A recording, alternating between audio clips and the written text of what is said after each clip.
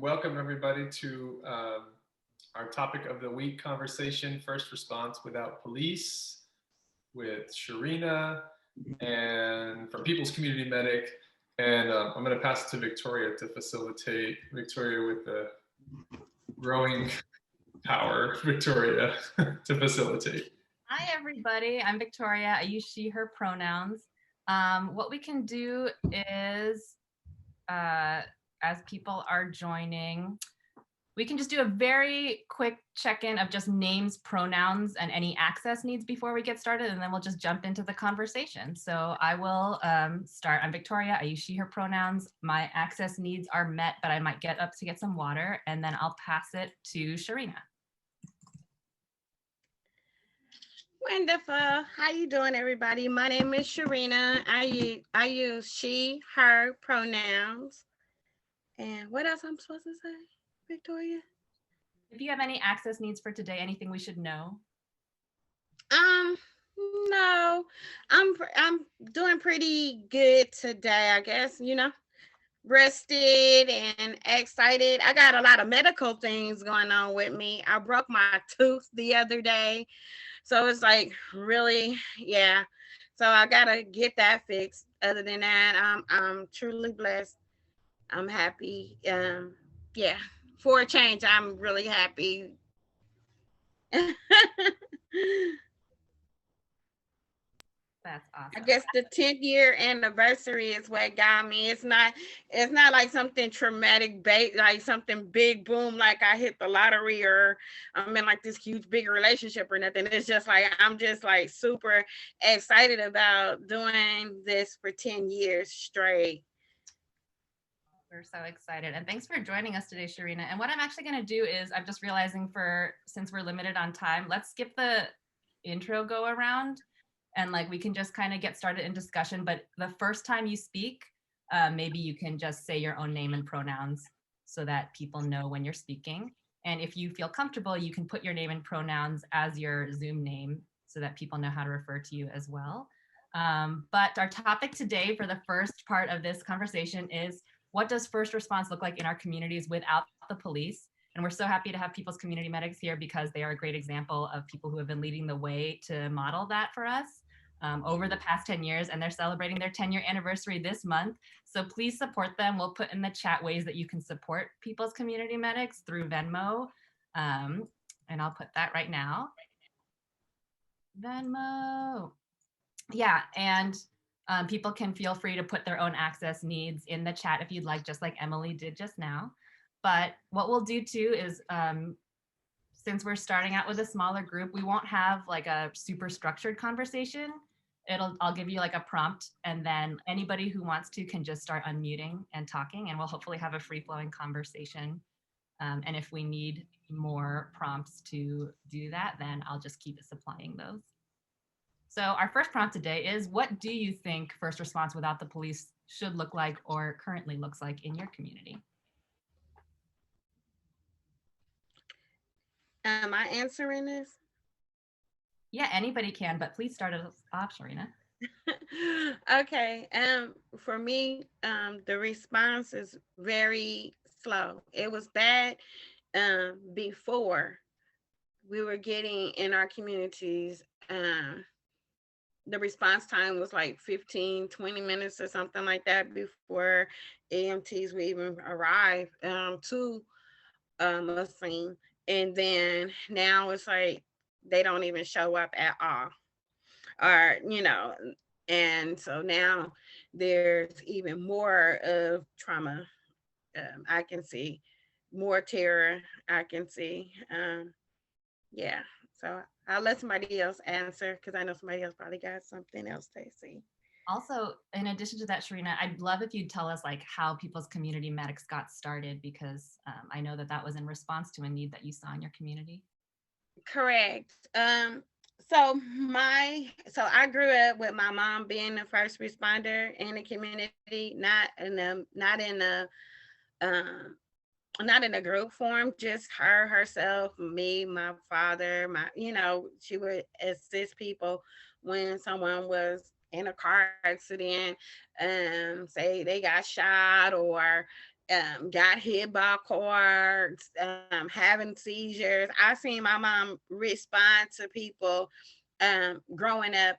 And that's what I grew up with, her doing that. So being around blood and being around that kind of stuff, it kind of grew to me. It's not something that yeah, it's just like, it's like a natural thing because I've been doing it ever since I was a little kid. And so I was a little kid that always like watch my mom. Sometimes it would be like I would look at the community. You know how little kids is, they very observant of everything else around them. And so my mom would be assisting somebody, and I'll be looking at the crowd and looking at what's going on around what was going on around me, and it would be people screaming and hollering, and people mad because the EMTs haven't came yet. The police there taping up everything. And I used to I observed them like making my mom stop helping, and I observed her, people dying on her, and all of that happening. And I used to see the EMTs on the corner, and people be angry and be like, well, why they on the corner and they not right here assisting? So that would make it even more horrifying, and I felt like that was terror for me to watch all of that going on. So she done that for, I know, like all my life. And then in 2009, Oscar Grant had passed, but I had already had been organizing for justice for my brother, Antoine Thomas, who's locked up. So I had an organization that I had started called Please Stop Taking Our People, Put Your Brakes On.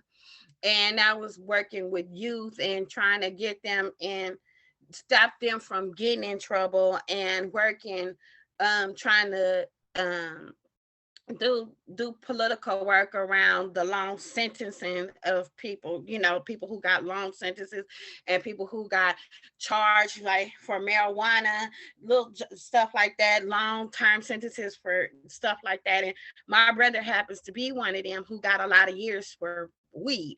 And so, and along with other things, but he got, like, they gave him a lot of years just for having marijuana. And so I've been working on that for all these years, but I ended up going to a tribunal, and I met with Leslie Taisha Phillips, and she and I, from that day on, we stuck together every single day. It's like I joined the Oscar Grant Committee right then and there, and from there, she and I started forming different things for Oscar Grant Committee, and started doing forums together. And then I ended up being a part of the steering committee.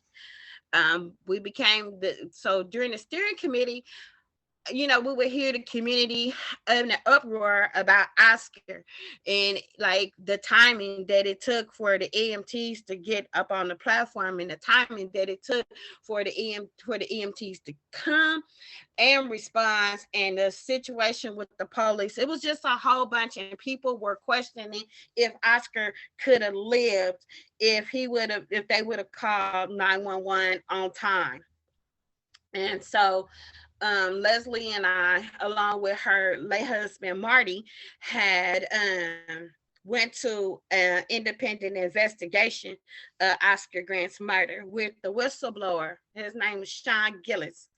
We met with Sean Gillis, and he disclosed to us. I mean, he answered the questions that was burning inside of us, the things that we wanted to know. And Leslie and I, of course, we wanted to know if he would have lived and all that stuff. So Sean disclosed to us, no, Oscar would not have to live, because the way that the police shot Oscar, Johannes Meslinim shot him, he was face down.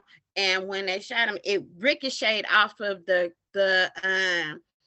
concrete. So it went in his body and ricocheted and went back up. So gave him more internal problems. So if they would have called the EMTs 2 seconds after they shot Oscar, Oscar still would not be alive today.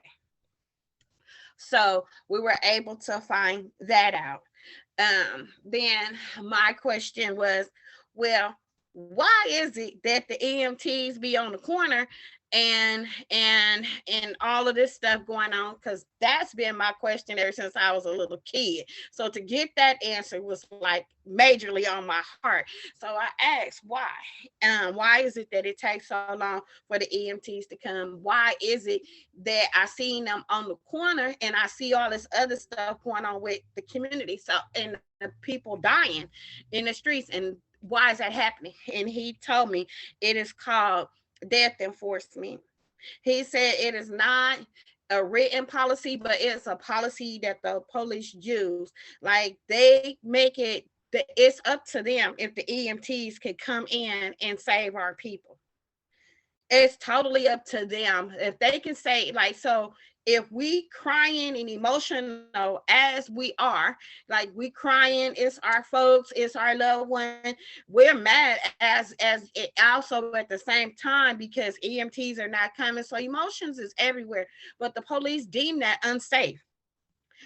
So being that, so therefore, like if somebody calling 911 and the EMT's ready to come in, they can be like, nah, it's not safe for you to come in, you know, and knowing that the first hour that someone gets shot is the golden hour.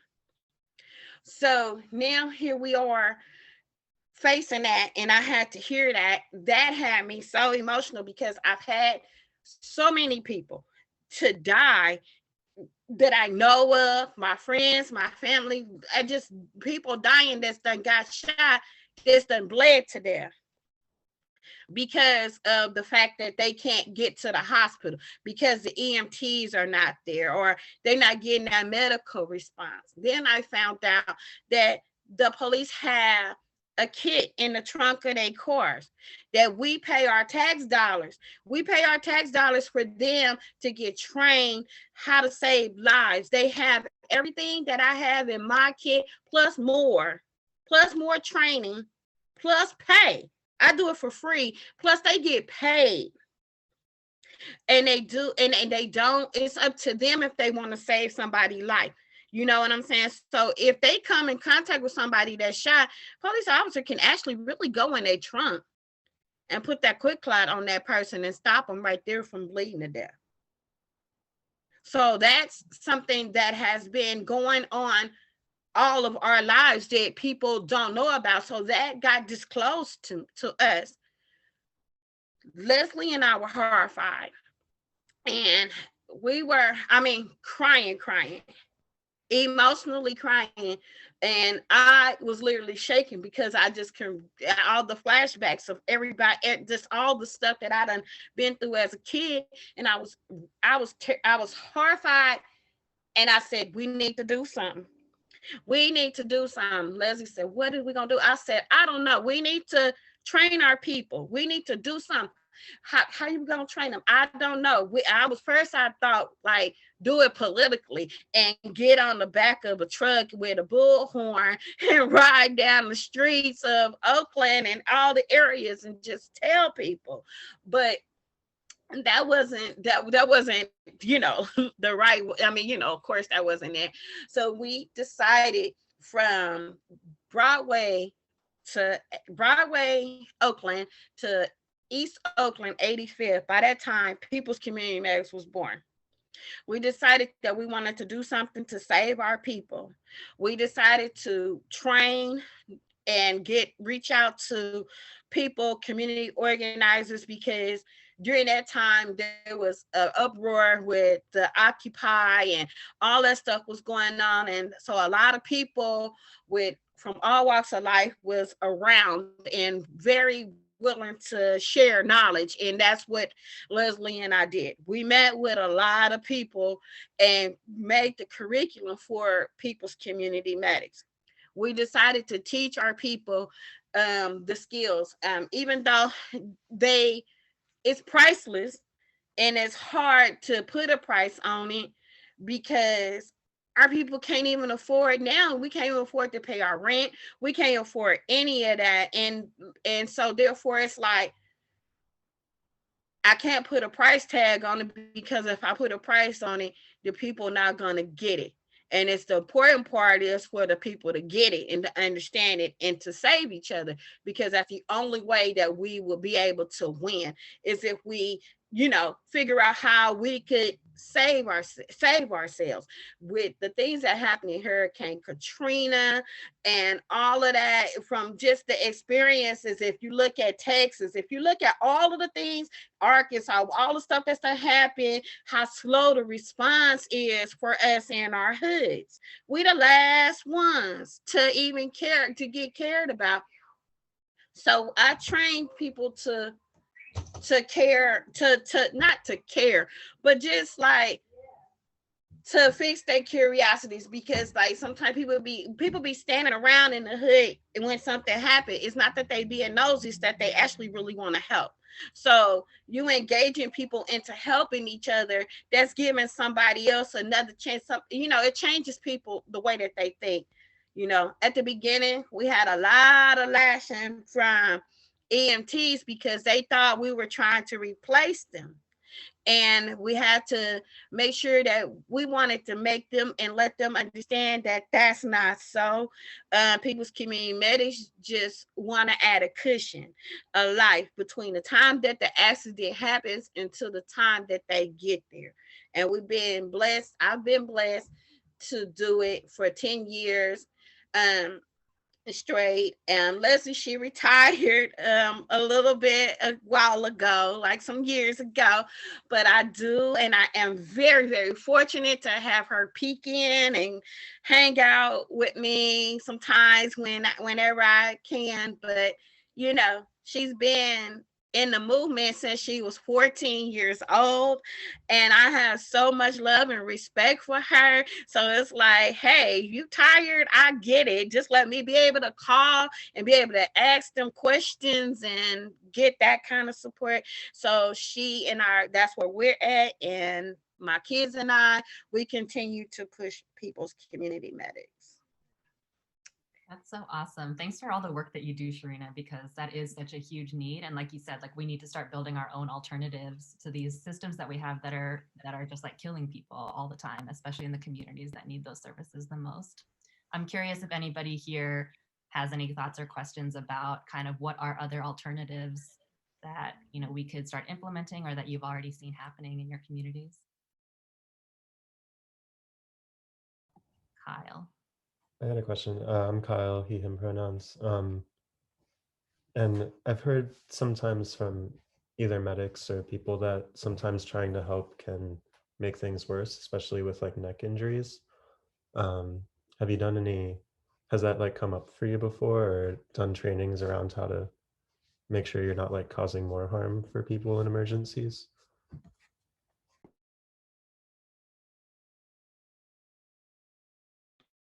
You asked me, have I ask that question one more time.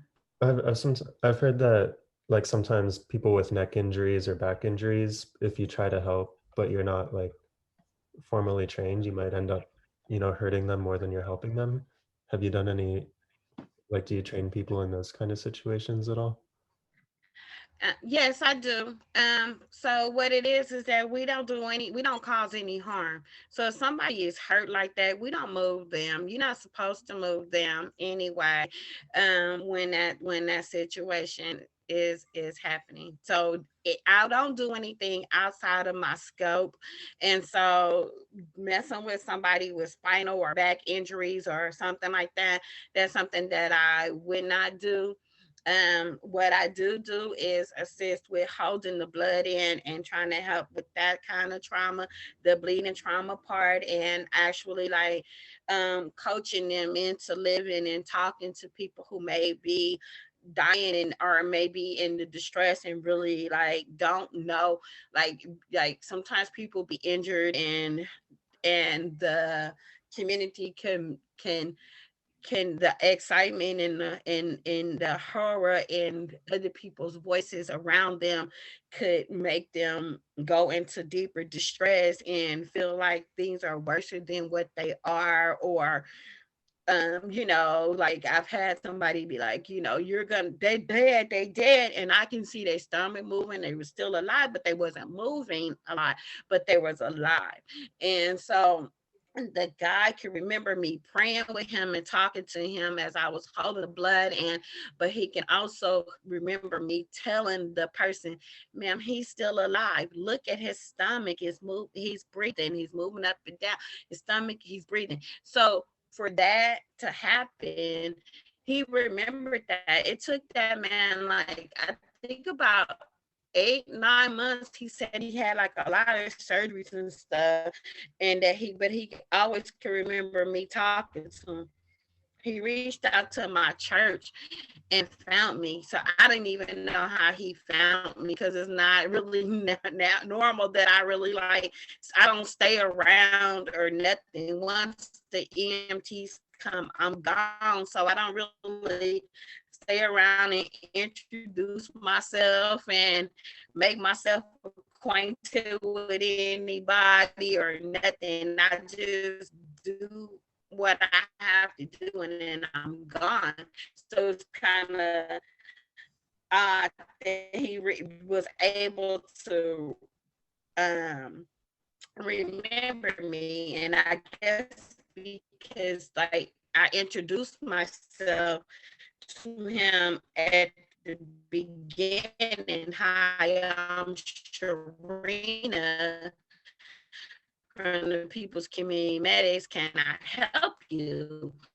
And of course he couldn't talk or that much either, but I still stayed there with him and prayed with him. He was going in and out, but he could remember. Sharina, I think I don't know if it's the general connection, I but don't it's a little tell hard to hear people you. to do things that's outside of their scope, because you can injure somebody and it could cause you to be sued. So that takes you, if you do something outside of your scope, they can actually take you to the court and sue you, because the Good Samaritan law don't cover that. The Good Samaritan law only covers what's in your scope of learning. Yeah. Can you hear me now? You hear me good and clear? Okay, you didn't hear did you hear my answer? We did hear your answer. Yeah, it was a little choppy. Can you hear me? Yes, we can hear you, Sharina. And Devo's up. I was just gonna back Sharina up on the idea that as long as you don't move somebody, stopping bleeding is much more important than worrying about their neck, because a neck injury, while it could paralyze you, it's bleeding will kill you. So saving somebody's life is more important than protecting their neck as far as stopping bleeding if they're really bleeding a lot. And also what she was saying about the scope, any kind of medical training that you get, like with the People's Community Medics, will tell you they'll always tell you the boundary of what you can do. I have a training, I get my pronouns are they, them, or she, her, sorry. I have a wilderness first responder training that I've been doing for a long time now, and it's I'm qualified to do a lot more than a normal first responder, but only if I'm in the wilderness. So like I could do traction in line with a broken bone, but only if we're more than several hours from care and they need that to be able to get out of wherever we are. But it's kind of cool, the stuff that you learn. But again, I guess all I wanted to say was to emphasize that if somebody is bleeding a lot, then that's a threat to their life. And if you can make sure to try not to hold their head or their neck if they've been in a high impact, like a car crash, then that's a good idea. Yeah. That's true. I've had my urban wilderness training as well, So I do know how to do those things too if I was in the wilderness. But I figure like the wilderness is something like the ice storms that happened out there in Texas and Arkansas area down south. I figure the wilderness stuff is like when we had Hurricane Katrina. Those are the times that you step into those type of survival mode. That's what you have to think about when things like that happen. And I think part of me doing people's community medics and having all of these different types of trainings, because I never stopped with just gunshot wound, bleeding, trauma. I never stopped with the herbal wilderness. I keep going, Norcan, different things like learning how to do a lot, because our motto is each one teach one.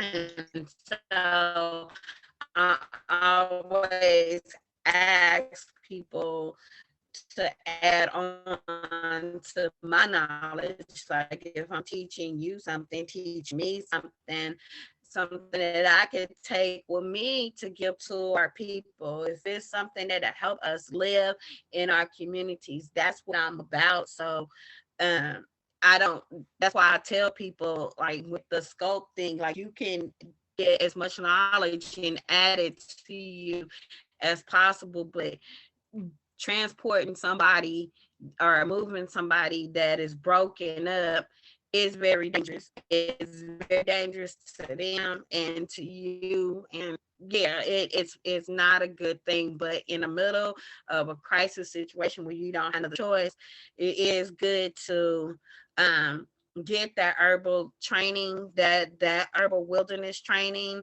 as well. Maybe we can team up and do a herbal wilderness training / people's community medics training.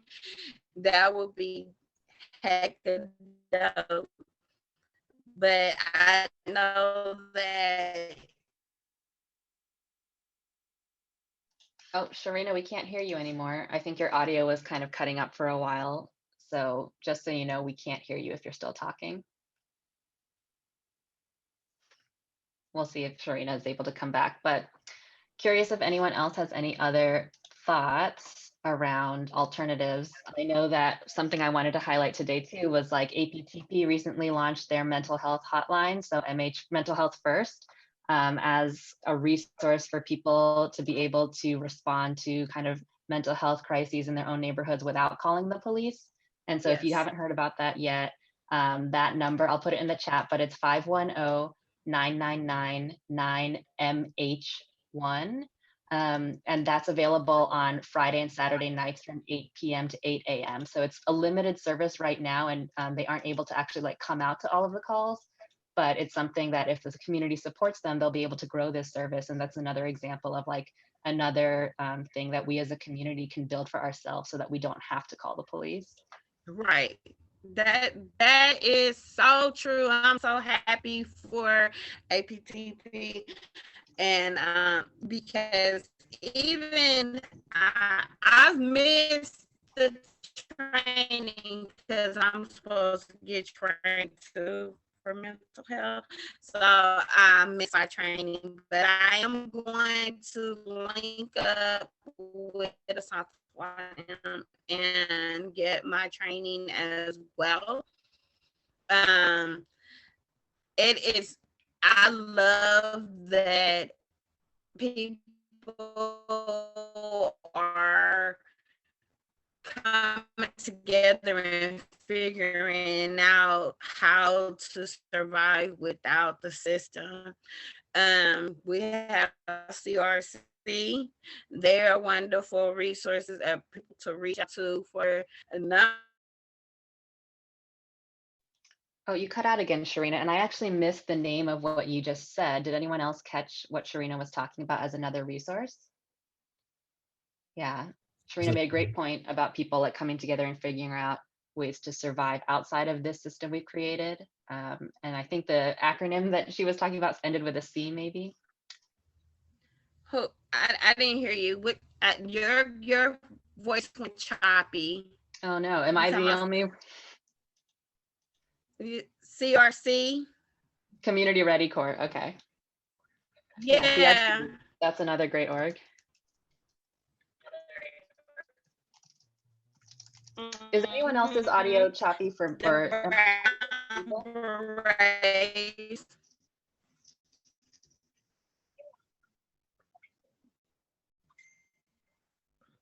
Serena, I think it might be your connection because I think the rest of us are having the Brown trouble. Berets. Okay. What about the Brown Berets? You put them down? Oh no, but that's enough. We'll make sure to write that down. And what we can do is also we can send out like a list of these resources and post them after this talk so that people know of things that they can look up.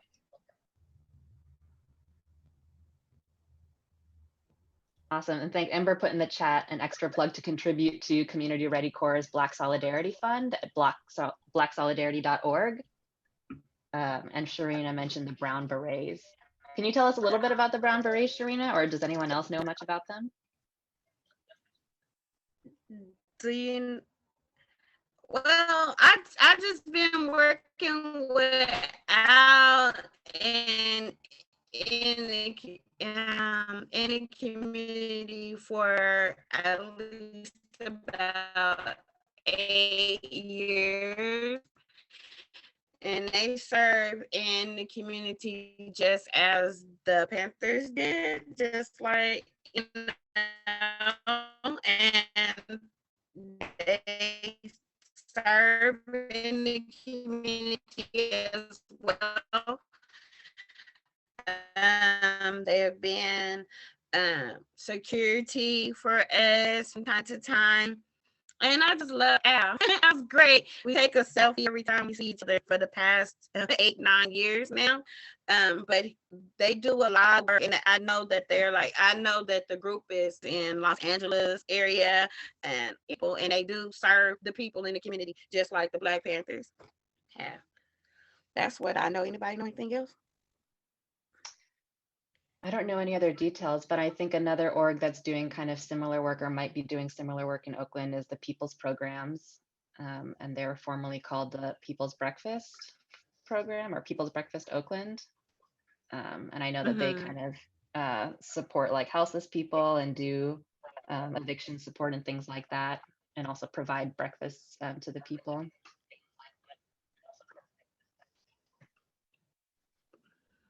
Yeah, Sharina, I think your internet connection might be unstable. So sometimes when you speak, it's hard to hear you, but I think we're getting the main gist, and I'll let you know if you cut out again.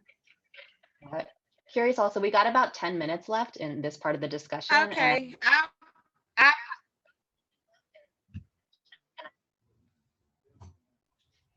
Just would love to hear from other people. Like, can you hear me? Oh yeah, we can hear you.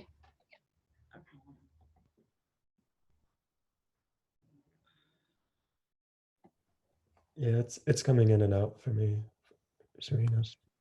Yeah, I think there's a little bit of a lag, Sharina. So feel free to start speaking whenever you have another thought, and we'll just figure it out as we go. Okay. But yeah, I mean, I'm curious too if you have tips for people who want to learn how to either kind of like beef up their own skills for first response, or any other ideas for like why it's important for us. And this is a question for anybody, like why do y'all think it's important for us to build these alternatives in addition to what Sharina's already told us? For me, to reach out to, you can reach out to people's community medics to get a training.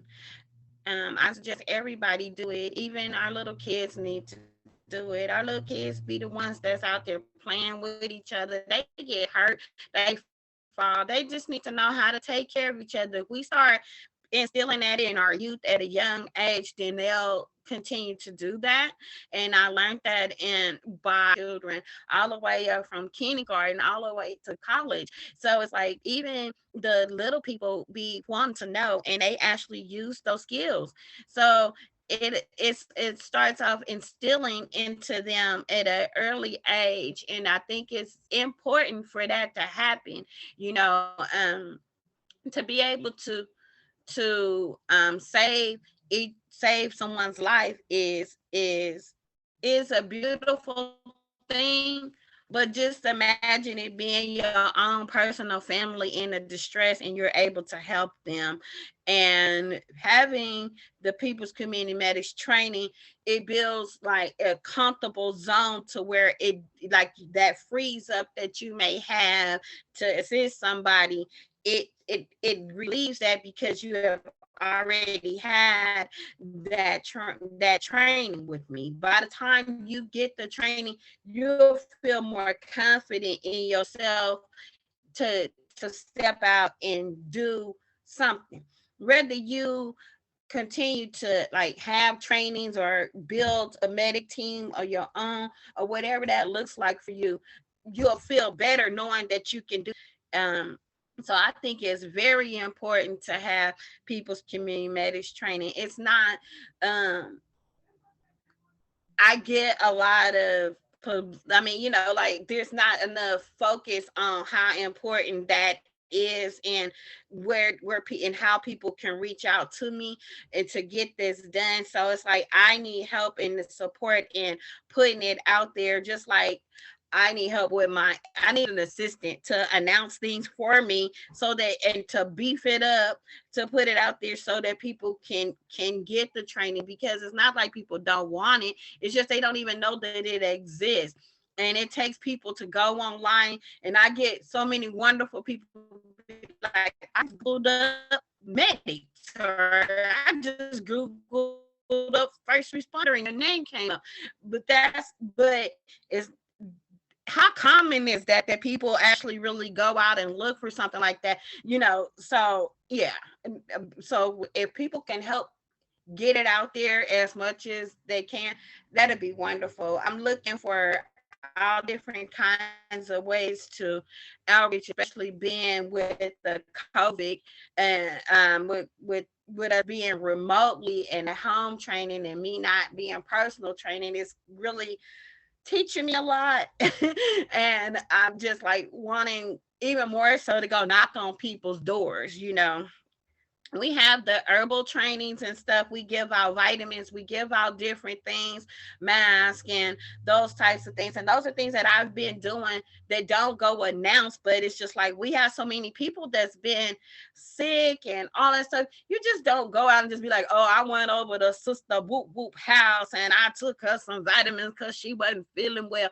I don't be doing that. I just go and assist. I just go make sure that it's put on their doorstep and that they taken care of. So a lot of times when people donate vitamins and supplements and things like that, they get to the communities where it's needed to be. I just don't make a very big deal out of it because it's just like, it's just me and my kids. So we just pulling up, going to somebody's house and putting a bag of stuff at their door. It's not something that I just take and be like, oh, here I am. I need to be on Facebook. I need to announce it. I don't do it. I just go ahead on and take care of the people and know that I'm doing something that is making people feel better, because it's been this whole pandemic has been horrible. But what has been good is that some good people, even from these trainings, and I want to put it to these trainings that I had with y'all, that it had linked people into giving donations of vitamins and stuff like supplements and things like that to me to give to the community. So I thank y'all for putting the connection with People's Community Medics, with people who want to give to the community, and it's getting out there, trust me. And it's like, I'm like so happy. Like I don't even just send it to people that's in Oakland, I even take monies that I don't have and pay like $12.75 to send it to a whole nother state to people who can't get it. Like some states still don't have the things that we have access to. So I just use what I can. And when I do get blessed with donations and stuff like that, it helps me pay for postal, all of that stuff, so that I can stay safe too during the pandemic, but also still be able to help others. And so it's been a wonderful thing. It helps me feel, like I'm doing something. Like if like during this pandemic, and if during this time, if I wasn't doing something to help people, I would probably be in a very deep depression, because part of what helps me breathe is like helping people. You see what I'm saying? So it's like when the pandemic happened, it like cut off my oxygen level, because it's like I lost my business too. I'm a caterer, so I lost my business and all of that stuff. So my income went from having a little income to having no income to like trying to build a new way of having an income. So it's like I just started like a small business where I custom make dominoes and trays and different decorative things like that. So if people want to also chime in, you can text my phone, text my phone and ask me for pictures of my items, because I don't have my website up yet, but I do custom make the dominoes, different colors, all of that stuff. But those are things that I'm doing to keep me sane and to try to keep food and my bills paid where I'm at. My rent is $1,400 for a 2-bedroom, and it's not amazing that I have to pay that much money in the middle of this whole pandemic, along with bills, notes, stuff like that. So that's what I'm doing. And if people want to get catered, I can do that too. You can call me. I could come out. I can deliver the food to your house. I do social distancing. I treat everything social distancing. But yeah, that's where I'm at. And I appreciate everybody for having me. And if you want to get kids and put the little kids up on Zoom with me, and I'll do a training with them, and we can talk and chill out and talk about stuff, because kids, they relate to me. We hecka cool. We know what's up. I can relate to them. They listen to me. The teachers be like, that's the one that's gonna give you a little problem, but the ones that they say that's gonna give me a little problem, that be my assistant in class. So so we kind of highlight the kids that may be having a little issue with saying stealing in the class and being the class clown. I love the class clown. The class clown be the rescuer. And so just note that, we can save our kids and we can save our people if we just love on each other just a little bit more and hug on each other just a little bit hard, because these 10 years haven't been easy, but so Serena, that's thanks so where I'm much. at with it. Thanks And so my much for letting birthday us is the know. 24th of March. Oh my God, happy birthday, Sharina. Happy anniversary to you and to People's Community Medics. Happy birthday. What you said just now. Oh. What you said just now, Sharina, made me realize like a great follow-up training to this would be, let's do a first response training for kids. And so I think we could set that up and have that in like the next month or so. And I think because what you spoke to just now about like training our young people to realize that they can take action and like help their own friends, like I think that's a great follow-up to this. So I'll message you after this to see if we can set something like that up. Would you be open to that, Sharina? I will definitely be open to that, and that is a great alternative to policing. To the police, is like get our kids trained to do something different, to love on each other.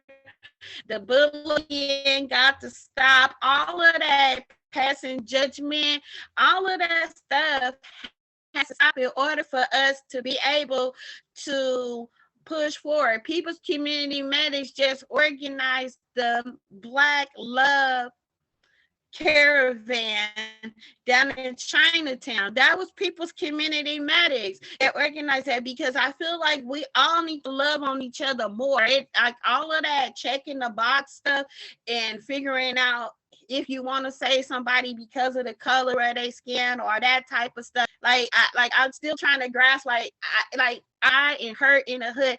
I have no business being like, you ain't from my shit, you ain't from my block, you ain't from, like, you don't deserve to live. And that's not something that we need to do. We need to all figure out how we gonna love on each other, how we gonna support each other. If you want to send vitamins, herbs, things like that, tinctures, those types of things, to People's Community Medics to give out to the community. If you want to organize a giveaway with People's Community Medics and you want to set up a tent somewhere and we set up something together to like give out vitamins, because in our community, Black people are vitamin D deficient.